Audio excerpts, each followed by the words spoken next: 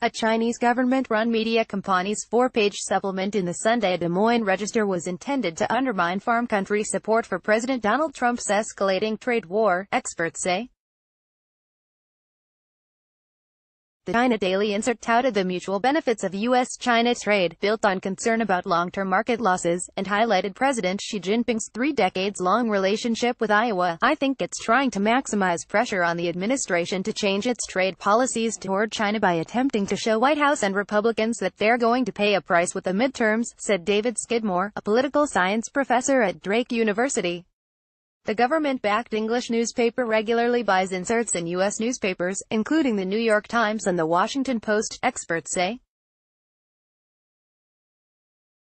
Skidmore and others questioned, though, whether the supplement will carry a political punch. What will influence farmers will be their bottom lines, whether trade policies are hurting them or helping them, and not what they read in a supplement in the Register, he said.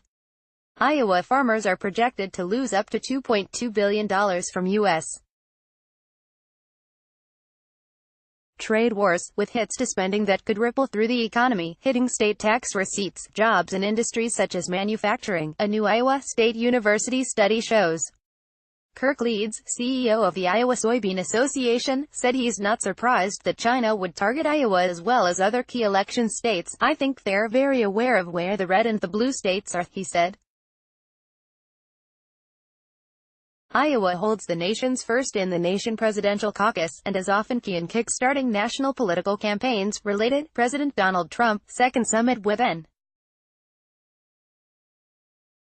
Korean leader Kim Jong-un to happen soon. East State, like other ag strongholds, backed Trump in the 2016 election. I think China believes that if the Democrats were to take hold of at least the House, the president would be easier to work with, Leeds said.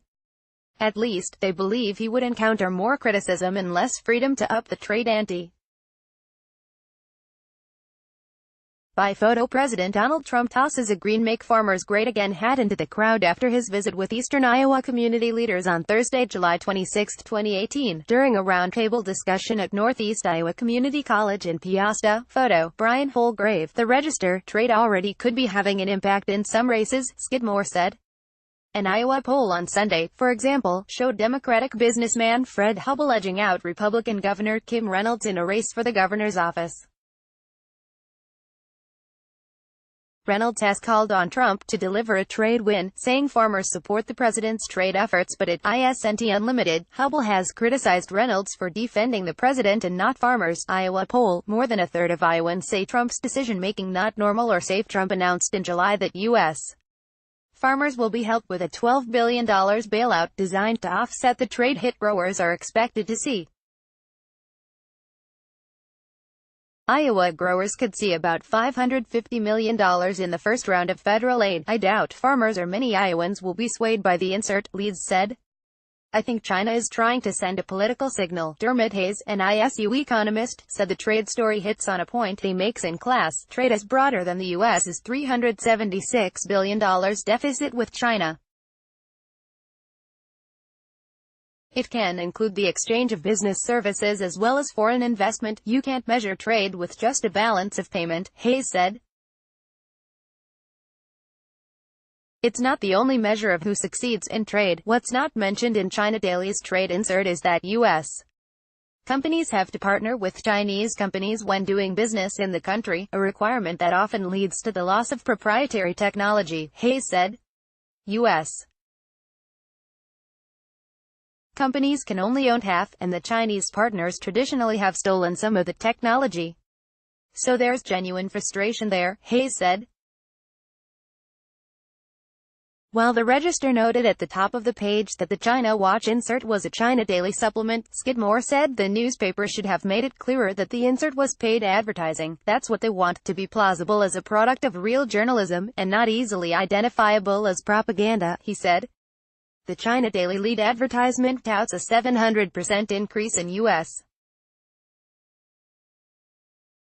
ag exports to Beijing since 2000, and the long-term risk American farmers face as China turns to South America for commodities such as soybeans. The insert also paints a picture of China as a modern equal to the U.S. focused on technology, cultural icons and ecological partnerships, such as fighting poaching. For those readers who understood the supplement was an advertisement, Skidmore said, the approach could backfire. Readers may not appreciate trying to be manipulated by a foreign government, he said. Read or share this story. https://dmrag.co/2N034ZF